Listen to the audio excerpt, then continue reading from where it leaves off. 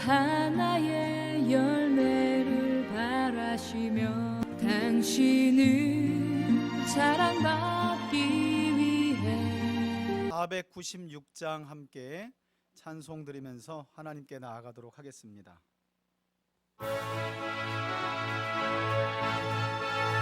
힘차게 찬송 부릅시다. 새벽부터 우리 사랑함으로써 저녁까지 시를 부려봅시다. 열매 차차이고 곡식 거둘 때에 기쁨으로 단을 거두리로다. 거두리로다. 기쁨으로 단을 거두리로다.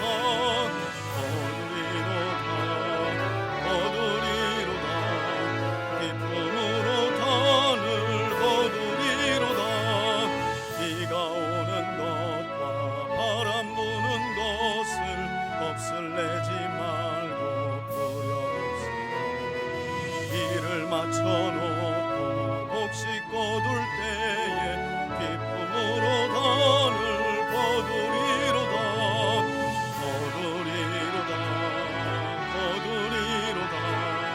기쁨으로 단을 거두리로다.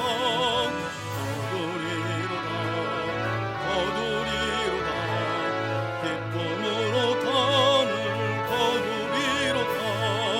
씨를 뿌릴 때에 나지 아니할까 염려하며 심히 애탈지고 나중 예수께서 칭찬하시리니 기쁨으로 단을 거두리로다.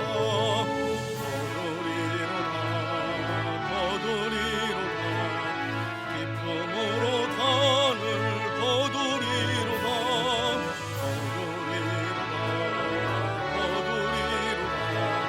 기쁨으로 1절부터 한 번 더 찬양합시다. 새벽부터 우리 사랑함으로써 저녁까지 시를 부려봅시다. 열매 차차이고 곡식 거둘 때에 기쁨으로 단을 거두리로다.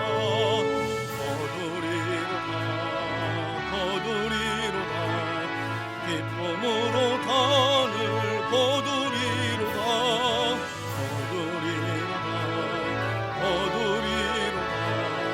기쁨으로 단을 거두리로다. 비가 오는 것과 바람 부는 것을 겁을 내지 말고 부려봅시다. 일을 마쳐놓고 곡식 거둘 때에 기쁨으로 단을 거두리로다.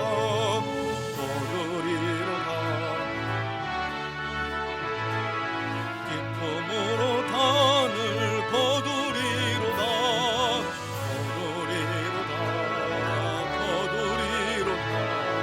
기쁨으로 단을 거두리로다. 씨를 뿌릴 때에 나지 아니할까 염려하며 심히 나중 예수께서 칭찬하시리니 기쁨으로 단을 거두리로다면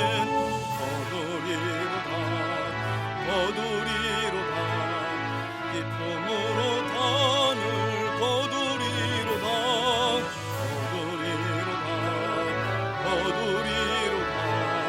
기쁨으로 단을 거두리로다. 아멘. 오늘 우리에게 주시는 하나님의 말씀은 구약 성경 중에 에스겔서의 말씀입니다. 마침 우리가 매일 우리 3대 교회 공동체가 에스겔서의 말씀을 함께 나누고 있는데 오늘 바로 그 에스겔서를 기록한 에스겔 선지자에 관한 말씀을 함께 살펴보는 시간입니다. 에스겔서 2장 1절부터 7절까지의 말씀인데요, 제가 가진 성경은 구약성경 1152쪽에 있습니다. 천천히 함께 내용을 파악해 가면서 하나님께서 에스겔 선지자를 부르실 때, 소명을 주실 때 주셨던 말씀을 함께 읽겠습니다. 처음부터 함께 읽겠습니다. 시작.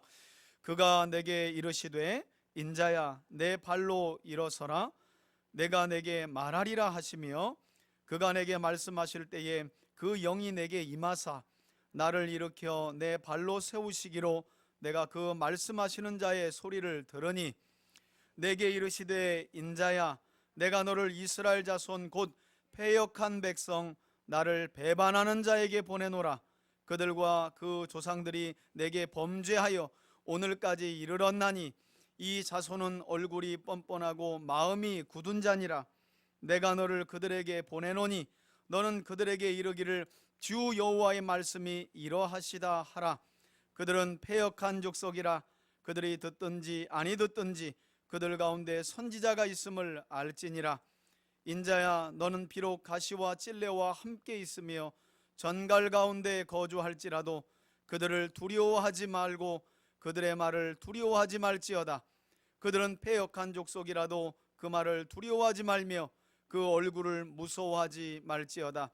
그들은 심히 패역한 자라. 그들이 듣든지 아니 듣든지 너는 내 말로 고할지어다. 아멘. 예, 할렐루야. 우리 3대 가족들 평안하셨습니까? 좀처럼 지역 감염이 줄어들지 않고 있고, 또 오늘도 보니까 뭐 이충동에도, 송탄 지역에서 이충동에서도 확진자가 있는 모양인데, 그 어느 때보다도 이렇게 코로나 감염에, 누가 그러더라고요.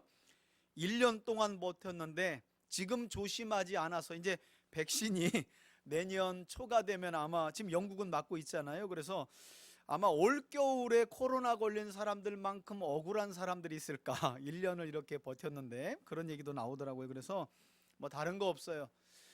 제가 이렇게 안전수칙 관련해서 이렇게 뉴스 보니까 지금 최고 염려되는 것들이, 사람들이 뭐 예방수칙 강화, 사회적 거리두기를 강화한다고 해서 이미 1년 동안 습득이 돼가지고요, 내 생활의 바운더리 안에서 내가 이렇게 다녔더니 뭐 나는 그렇게 코로나에 걸리지 않았네, 이게 이런 지금 마음들이 제일 위험하다는 거예요. 3단계로 올려봐야 사람들이 이미 1년 동안에 내가 다니는 생활의 영역에서는 뭐 코로나 확진자를 뭐 이렇게 만나거나 그런 일이 없네 하는 그 마음 자체가 지금 그 어느 때보다도 가장 위험한 때라고 말하니까, 우리 3대 가족들은 그런 안일한 생각 버리고 개인 위생 수칙하고 사회적 거리두기 예방 수칙을 잘 지키고, 무엇보다도 누굴 만나든지 언제 있든지 마스크를 잘 써서 여러분들 건강이 위협받지 않기를 바라고, 그것 때문에 가족들이, 또 교회 공동체가, 또 여러분 속한 기타 모임들이 어려움을 당치 않기를 바래요. 이제 곧 이제 백신이 나온다는 소리가 있고 이제 우리나라에서도 보니까 식약청에 있는 제 친구의 친구 얘기를 들어보니까 이미 이상 이렇게 우리나라에서도 임상을 2차에 걸쳐 이렇게 대기하고 있는 백신만 20개 가까이 된다니까, 여러분 조금만 좀 잘 조심해서 기다리시면 될 것 같아요. 여러분, 오늘 우리가 함께 나눌 하나님의 사람은 바로 에스겔 선지자입니다. 우리 아래에도 제목이 붙어 있는데요, 에스겔은 행동을 통해서 심판과 하나님의 회복을 예언했던 선지자 중에 한 명이에요. 저는 무엇보다도 지금 오늘이 바로 79번째 하나님의 사람들 시리즈를 우리가 함께 나누는데, 다른 것보다도 이 수많은 하나님의 사람들, 하나님의 손에 들려 쓰임받기도 하고 들려 쓰임받다가 교만해서 그만 버림받기도 했던 수많은 사람들의 이야기를 통해서 저와 여러분들이 하나님의 말씀 안에서 교훈받고 또 책망도 받고 바르게 함과 의롭게 사는 법을 배워서 선한 능력을 구비하는 하나님의 사람들이 되시기를 다시 한번 예수님의 이름으로 축원해 드립니다. 여러분, 말씀드렸던 것처럼 오늘 우리가 79번째로 함께 나눌 하나님의 사람은 에스겔인데요, 에스겔은 사실 대선지서 안에 속해 있는 대선지서를 기록한 하나님의 사람이에요. 그럼에도 불구하고요, 대선지서 안에 속해 있는, 예를 들어 이사야라든가 그리고 예레미야, 예레미야 애가도 대선지서 안에 속해 있는데, 그리고 다니엘처럼 많이 알려지지 않은 선지자로도 유명해요. 분명하게 하나님의 말씀을 많은 양을 쏟아낸 선지자로 이렇게 구분이 됨에도 불구하고, 오늘 우리가 함께 살펴볼 에스겔 선지자는 잘 알려지지가 않은, 그리고 워낙 그 내용들을 설교하는 분들도 많지가 않기 때문에 교회나 성도들에게는 잘 알려지지가 않았다는 거예요. 그래서 오늘은 여러분들이 귀를 잘 좀 기울여서 하나님 말씀을 잘 들으셨으면 좋겠어요. 특히나 여러분, 에스겔 선지자의 예언이 기록된 에스겔서가 전체가 48장인데 그 내용을 보시면요, 에스겔 선지자가 예언했던 예언은요, 그 시작부터가 에스겔이 보았던 환상으로부터 시작돼요. 조금 있다가도 제가 말씀을 드릴 거지만, 이게 어떻게 머리로 이해하고 그려보려고 해도 잘 그려지지가 않을 만큼 난해하고 어려운 환상으로, 처음만 그런 것이 아니라 에스겔서 전체 48장은요 큰 테두리 안에서 4개의 테마의 환상으로 이어져 있어요. 그러다 보니까 에스겔이 본 환상을 문자로 기록해서 우리에게 하나님께서 들려주셨기 때문에 어렵죠. 더군다나 에스겔은 그가 보았던 환상이나 하나님의 메시지를 말뿐만이 아니라 어떤 때는 하나님께서 에스겔의 혀를 입천장 위에 붙여놨거든요. 아예 말을 하지 못하게. 그러다 보니까 에스겔이 이상한 행동을 통해서 그 메시지를 하나님의 사람들에게, 백성들에게 전해요. 그러다 보니까 도대체가 무슨 행동을 하는 거야? 어떤 때는 토성을 쌓고 혼자서 전쟁놀이를 하질 않나, 어떤 때는 또 밧줄로 몸을 묶고 왼쪽으로 며칠, 오른쪽으로 며칠, 심지어는 이 마른 쇠똥을 가지고 밥을 해먹지를 않나, 어떤 때는 또 담벼락을 뚫고선 보따리 짐을 싸고 그리로 들어갔다가 나왔다가 하질 않나. 이런 이상한 행동을 통해서 하나님의 메시지를 전했기 때문에 에스겔 선지자가 기록한 에스겔서를 이해하기도 어렵고, 그러다 보니까 에스겔 선지자 자체를 이해하기도 매우 어렵다는 거예요. 무엇보다도 여러분, 에스겔 선지자와 선지서가 우리에게 어려운 이유가 뭔지 아세요? 여러분, 에스겔서 2장에 보시면 오늘 우리가 함께 하나님께서 에스겔을 부르시는 그때의 말씀을 우리가 함께 잠깐 살펴봤는데요, 2장 끄트머리에 보면 하나님께서 앞으로 주구장창 48장 동안 에스겔이 이스라엘 백성들에게, 유다와 예루살렘 백성들에게 선포해야 할 예언의 핵심이 무엇인지도 알려주시는데, 그 핵심은 다른 것이 아니라 유다와 예루살렘을 향한 하나님의 심판, 즉 이 심판으로 인한 애가와 애곡과 재앙에 대한 예언이 앞으로 에스겔 선지자가 주구장창 예언했던 핵심적인 내용이었기 때문에 더욱이나 교회와 성도들에게는 어렵기도 하고 잘 읽혀지지가 않다 보니까 에스겔 선지서가 어렵고 그 선지서를 예언한 에스겔에 대한 이해가 부족하다라는 거예요. 여러분, 에스겔서 1장을 보시면 사실 그 어느 선지서도 마찬가지인데요, 여러분, 선지서를 이해하는 가장 첫 번째 단추는요 항상 1장 1절이에요. 그 선지자가 역사적인 배경, 어느 때에 부르심을 받았는지를 이해해야 그 선지자의 예언이 풀려요. 사실 에스겔도 마찬가지인데요, 그런 점에서 에스겔서 1장 서두를 보시면 에스겔 선지자는 어느 때에 활동하고 부르심을 받았는가, 에스겔은요 남유다가 바벨론의 2번째 공격을 받던 그때에, 당시 남유다는 여호야김의 아들 여호야긴이 다스리고 있었는데, 결국 여호야긴도 바벨론 왕의 공격을 받고 포로로 바벨론에 끌려오게 돼요. 이 여호야긴과 함께 포로로 끌려왔던 10,000명 이상의 사람들 중에 오늘 우리가 함께 살펴보는 누가 속해 있는 거예요? 바로 에스겔이 속해 있는 거예요. 여러분, 이렇게 여호야긴 왕과 함께 바벨론에 끌려왔던 에스겔 선지자는요, 포로로 끌려온 지 5년째 되는 해에, 그것도 바벨론 포로 현지에서 하나님의 부르심을 받게 되었다고 성경은 우리에게 말씀하고 있어요.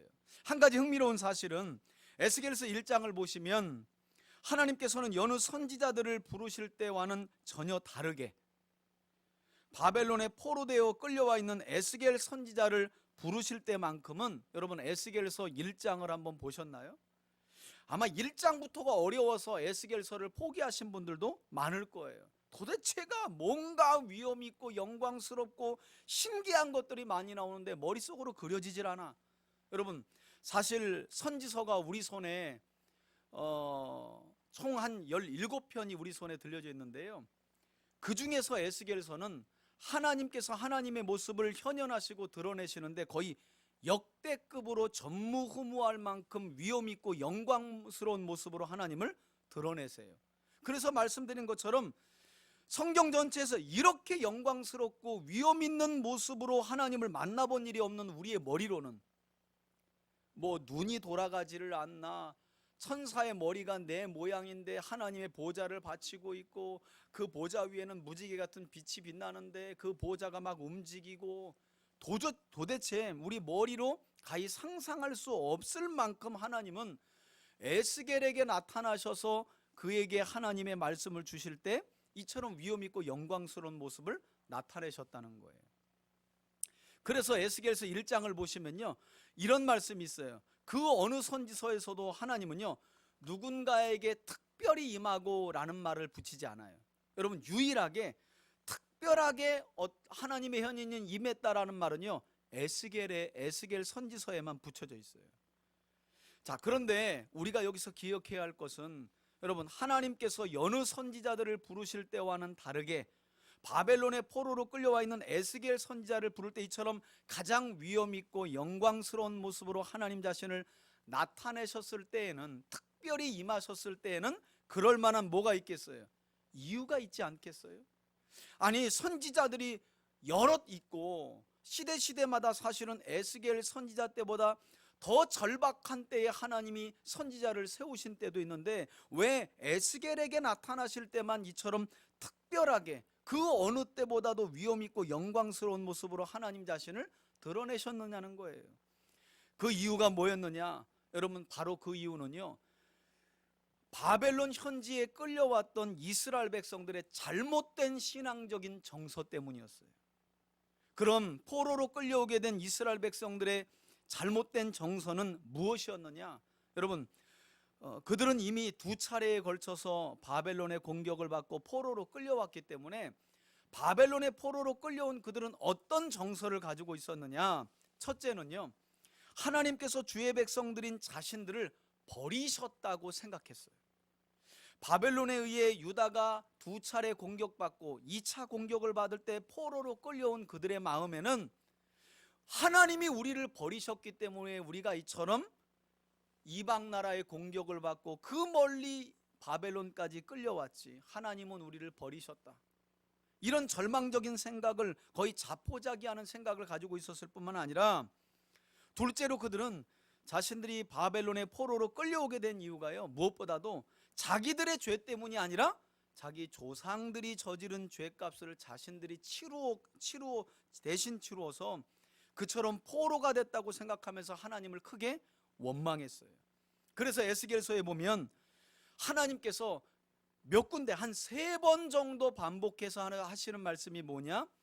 속담 가려서 해라 그래요. 여러분 바벨론 포로의 현지로 끌려왔던 사람들이 주로 크게 2가지 어떤 속담을 입에서 입으로 전했느냐? 첫 번째, 우리 조상들이 먹은 포도 때문에 우리 이가 시다. 그러니까 조상들의 죄 때문에 우리가 망하게 되었다는 거예요. 조상 탓을 하고 있어요, 속담을 가지고. 두 번째는요, 아까 제가 설명드렸던 말씀과 맥락이 같은데요, 하나님이 자기들을 버렸다고 생각한 거예요. 하나님은 어떤 말씀을 하시고 말씀을 하실 때 복을 주신다면 복을 주실지도 모르고 화를 주신다고 말했지만 화를 주실지도 모르는 분이다. 이런 속담을 바벨론 포로로 끌려와서까지도 하고 있었다는 거예요. 이로 인해 하나님께서는 이처럼 완전한 절망에 사로잡혀 있는 이스라엘 백성들에게 일종의 충격적인 율법으로 아직까지도 건재하신 하나님을 알리시기 위해, 그리고 무엇보다도 여러분 지금 하나님께서 어디에 와 계심을 에스겔에게 이처럼 영광스럽고 위험 있는 모습으로 드러나셔서 가르쳐주고 계신 걸까요? 놀랍게도요, 하나님이 지금 바벨론에 포로로 끌려와 있는 그 백성들과 함께 계심을 가르쳐 주시기 위해서 이처럼 역대급 전무후무한 영광스러운 모습으로 사실은 드러내신 거예요. 저는 제가 볼 때 참 하나님 대단하신 분이에요. 여러분, 지금 이스라엘 백성들이 바벨론에 왜 포로로 끌려와 있습니까? 여러분, 이들은요, 이미 유다와 예루살렘 백성들은요, 북이스라엘이 멸망하는 것을 보고도 교훈받지 못했던 백성들이에요. 이미 130여 년 전에 망한 형제의 나라가 왜 망했는지를 보고도 그보다 더 패역한 모습으로 하나님 앞에 130년을 끌어오다가 바벨론에 망하고 온 사람들이에요. 심지어는 수많은 선지자들을 그들의 손으로 죽였어요. 뭐가 이쁘다고 하나님이 그들을 살리시려고 이처럼 충격요법을 주듯이 영광스러운 모습으로 나타나셨겠냐는 거예요. 저는 에스겔서 전체가 매우 서두가 그래요. 4장부터 23장까지가 24장까지가 하나님께서 아주 진노하시는 모습을 보이세요. 그러나 우리가 잊어버리면 안 돼요. 여러분, 하나님께서 이런 신이야, 뭐 하나님이 지금 그렇게 허세를 드러내시려고 이런 위험 있고 영광스러운 모습으로 드러내신 게 아니라, 내가 죽은 게 아니라, 그리고 내가 예루살렘에 갇혀 있는 게 아니라 포로로 끌려와 있는 내 백성 너희와 여전히 함께하고 있음을 하나님이 드러내시고 보이시려고 에스겔에게 이처럼 나타내신 거예요.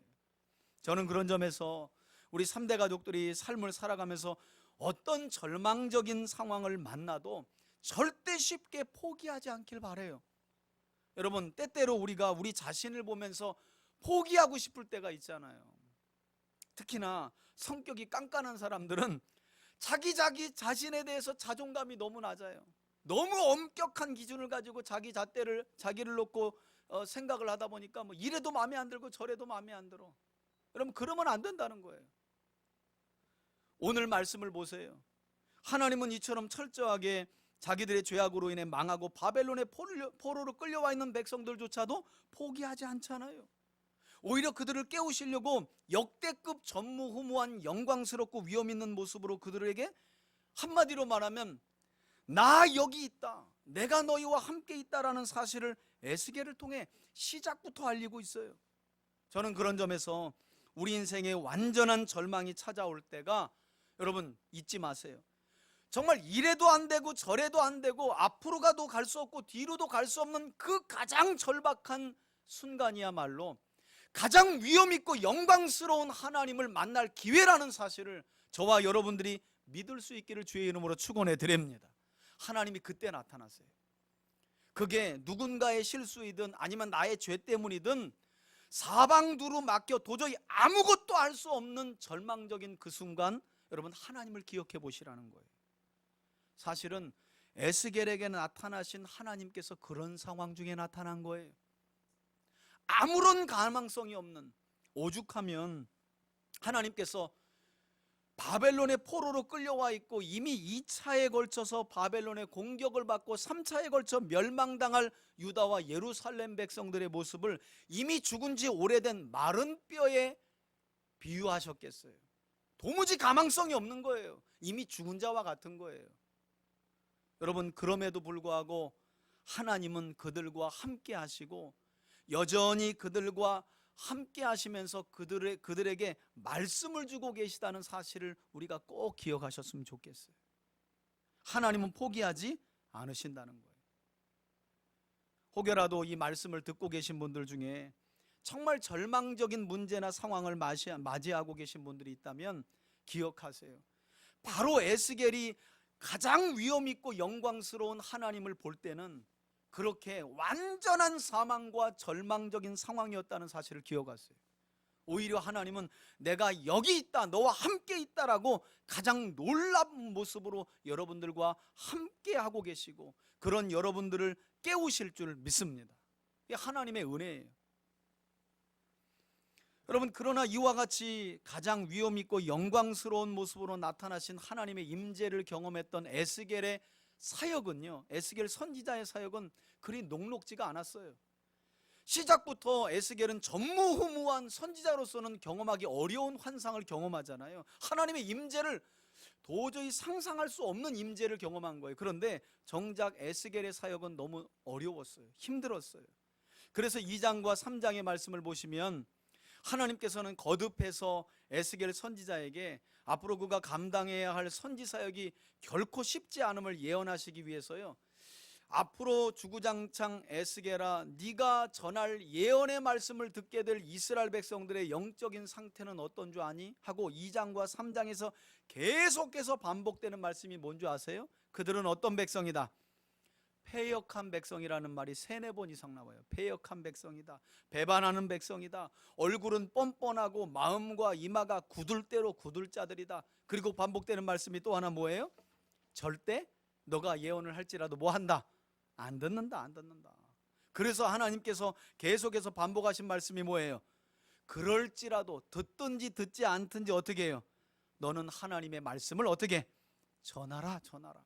여러분, 그래서 보세요. 이렇게 패역하고 배반하고 얼굴이 뻔뻔해.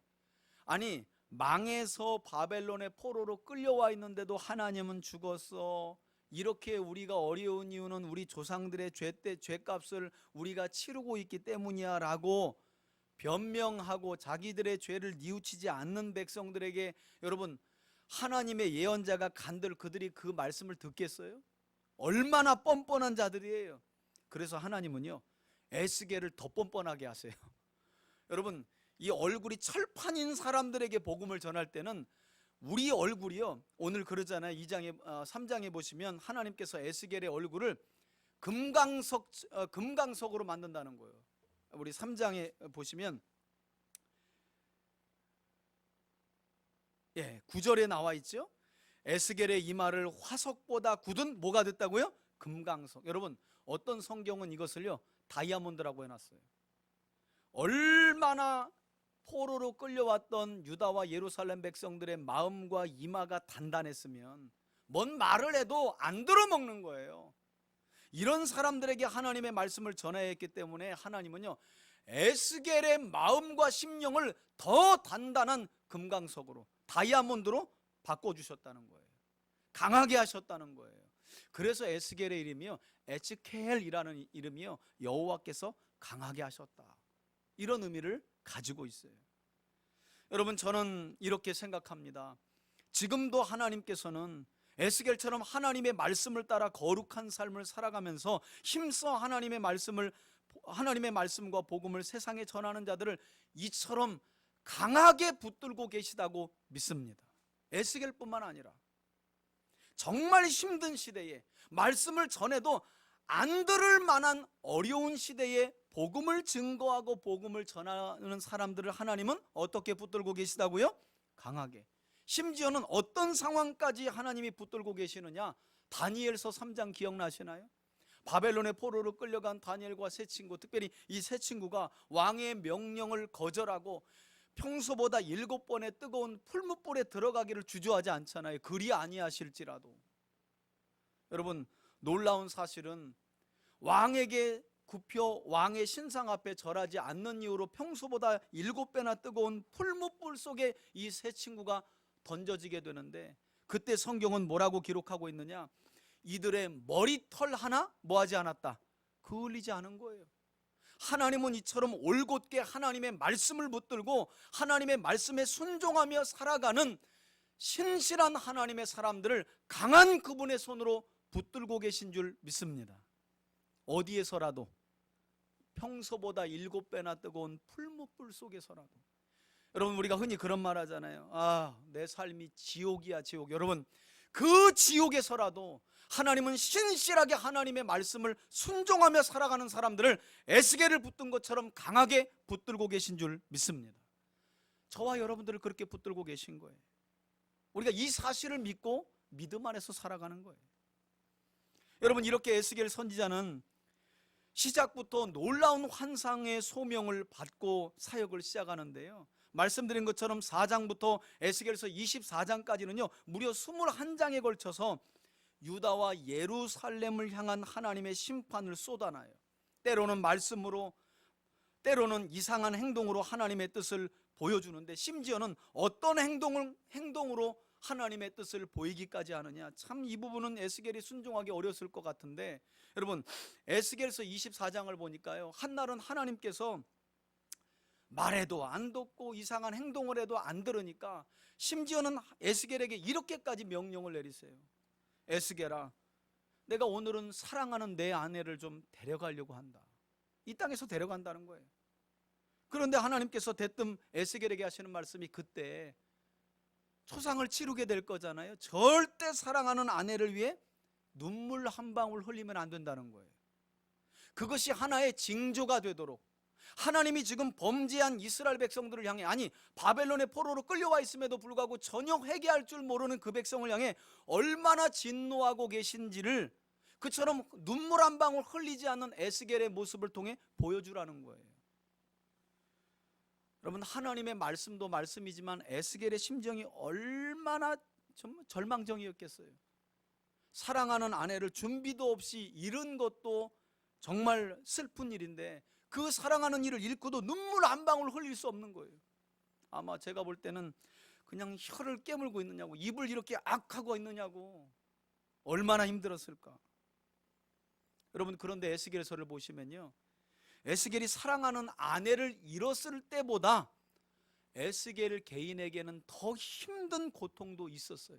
여러분, 제사장 출신이면서 선지자로 부름받았던 에스겔이 진짜 사역 중에 하나님의 환상을 보고 고통스러웠던 때가 언제였는지 아세요?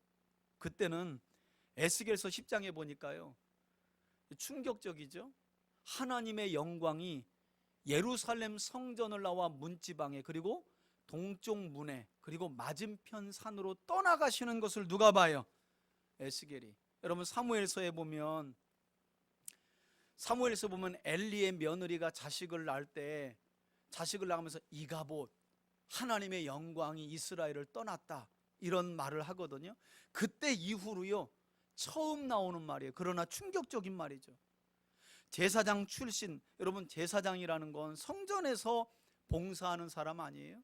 그 어떤 사람보다도 성전 안에 충만하신 하나님을 믿고 그 직무를 감당하는 사람이에요. 제사장 출신이면서 선지자였던 에스겔에게는 이게 가장 큰 충격이죠. 아내를 잃은 것도 극심한 고통이지만 하나님의 영광이 성전을 떠나는 것,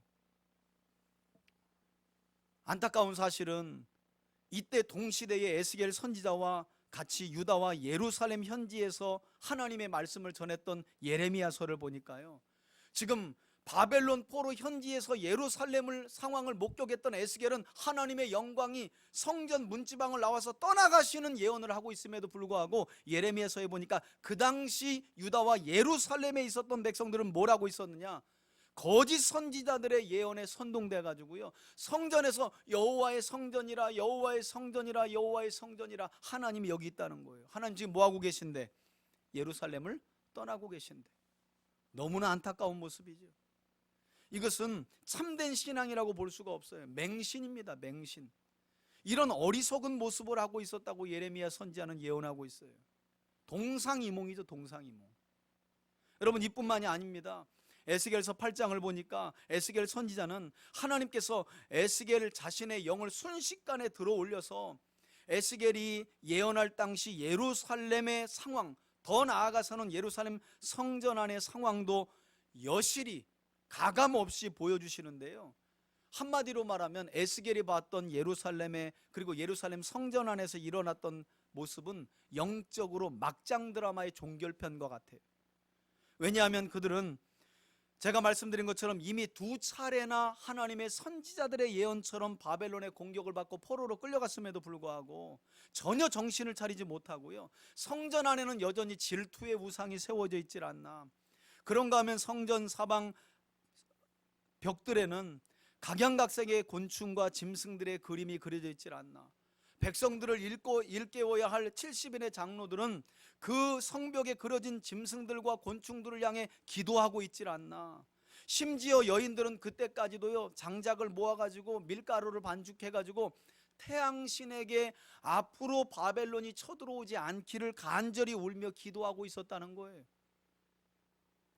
여러분, 그러니 하나님께서 에스겔서 6장부터 계속해서 반복하고 계신 말씀이 뭐냐?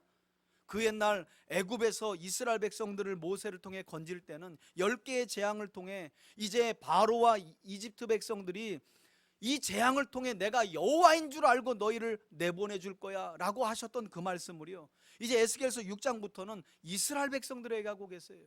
유다와 예루살렘 백성들에게 하고 계세요. 이제는 내 백성이 내가 그들을 향해 진노하고 심판함을 통해 내가 여호와인 줄을 알게 할 것이다. 그리고 나서 에스겔 선지자는 대선지서를 기록한 선지자답게, 여러분 에스겔서 후반부로 가잖아요. 25장부터 32장까지는 이스라엘의 주변 나라들에 대한 심판도 7나라들에 대한 심판과 경고를 쏟아놓기 시작하는데, 특별히 열방을 향한 에스겔의 경고를 보면 핵심적인 내용이 뭔가, 여러분 7개의 나라들이 언급되면서 그들의 죄악에 대한 하나님의 심판이 선포되고 있는데요, 하나님의 심판의 핵심적인 내용은 이거예요. 군사력과 경제력을 믿고 스스로 하나님인 채 하는 교만한 나라들에 대해서 하나님이 엄중하게 꾸짖고 반드시 끝을 내실 거라는 거예요. 그래서 우리가 사실은 이런 모습을 보면서 교훈받아야 돼, 교훈받아. 저는 성경을 읽어가면서 때때로 그런 생각이 들더라고요. 여러분, 우리가 자녀들이 잘못한다고 범사에 꾸짖고 책망하고 때리지는 않잖아요. 선을 정해주잖아요. 여기까지는 말로, 그 이상을 넘으면 드디어 몽둥이로. 여러분, 하나님도 그런 모습이 성경 안에서 종종 보이는데요, 어지간히 까부는 건 봐주시더라고. 보니까 어지간히 까부시는 건 봐주셔. 그런데 하나님인 채 하는 거, 자기를 신처럼 여기고 군사력과 경제력을 믿고 자기가 하나님인 채 하는 거, 저는 오늘날 우리 시대의 강대국들이 전형적인 이런 모습을 보이고 있다고 생각이 들어요.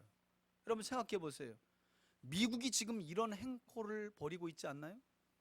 어마어마한 군사력과 경제력을 믿고 마치 온 세상을 다스리는 하나님인 채 하는 모습들이 종종 보이잖아요. 미국만 그런가요?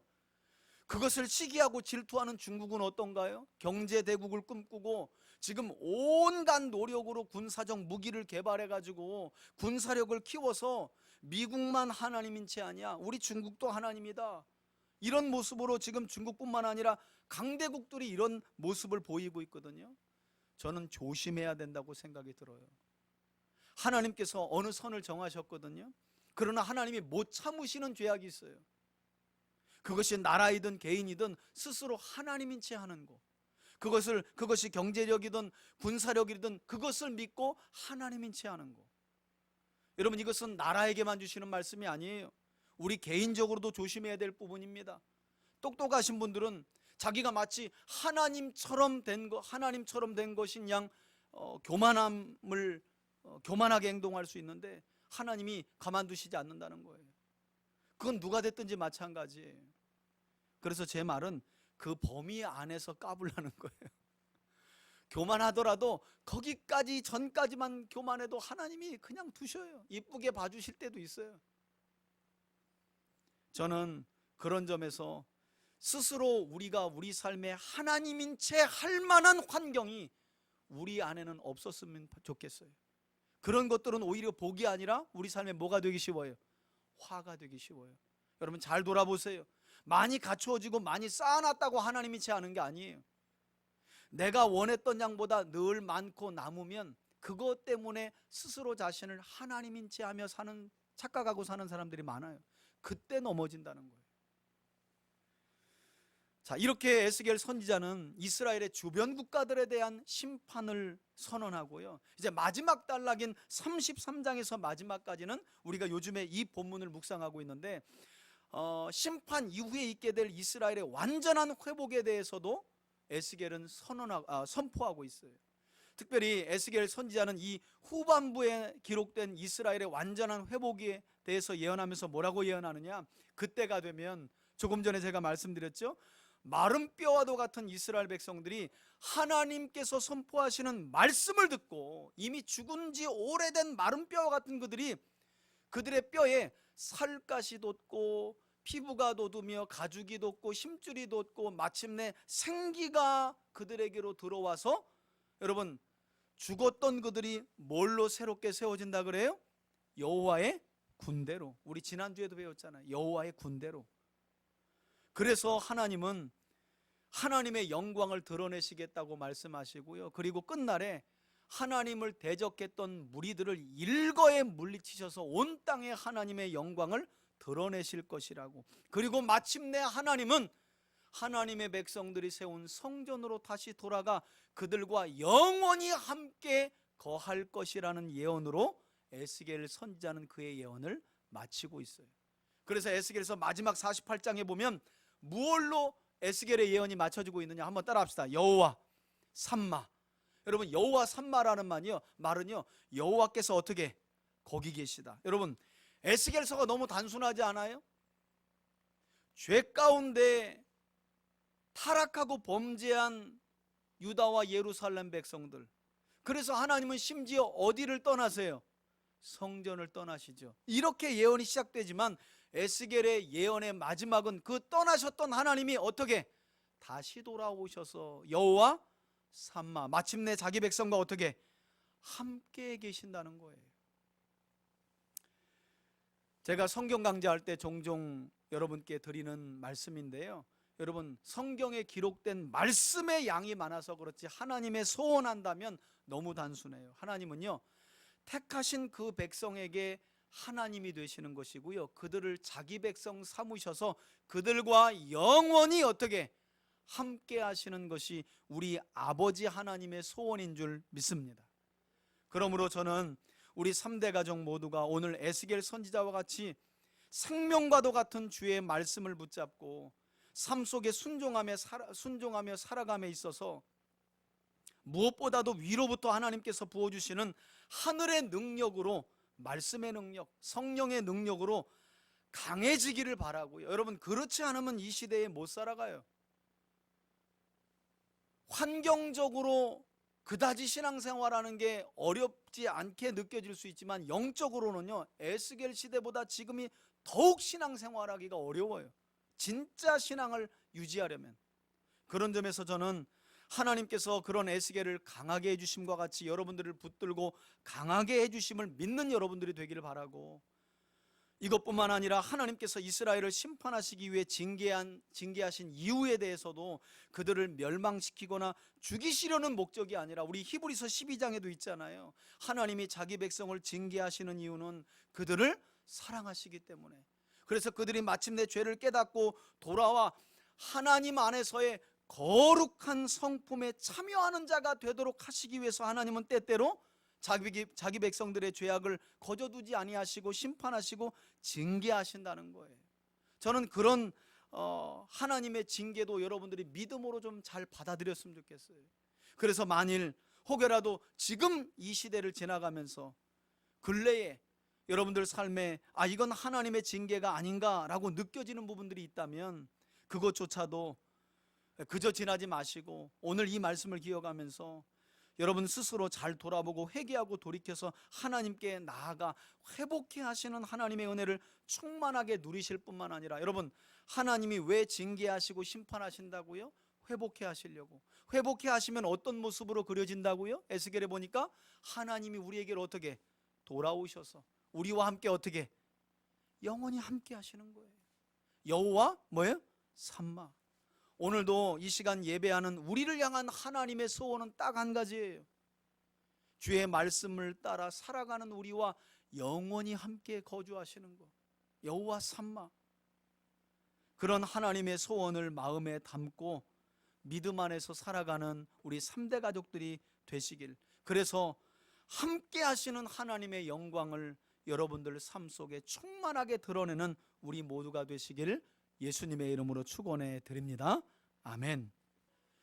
이제는 우리 주 예수 그리스도의 은혜와 하나님 아버지의 사랑과 성령의 교통하심이, 지금도 여전히 하나님은 하나님의 말씀을 생명처럼 여기고 세상이 칠흑같이 악할지라도 그 악한 세상을 밝히 빛내어 밝힐 말씀은 오직 하나님의 말씀밖에 없음을 굳게 믿고 복음에 합당한 믿음의 삶을 살아가는 자들을 강하게 붙들어 주심을 믿고 나아가는 우리 교우들 머리머리 위에, 저들의 가정과 직장과 자녀들 위해 그리고 우리 교회 위에 이제로부터 영원토록 함께 계실지어다. 아멘. 그리고 그 사랑 전하기 위해 우리 성도들을 강하게 붙잡아 주시옵소서. 주께서 하나님, 세상과 택하시고 타협하지 이 않고 땅에 섞이지 않게 심으셨네. 세상이 듣든지 아니 듣든지 우리 복음에 합당한 믿음의 삶을 살아가는데 주저함이 없게 하여 주시옵소서.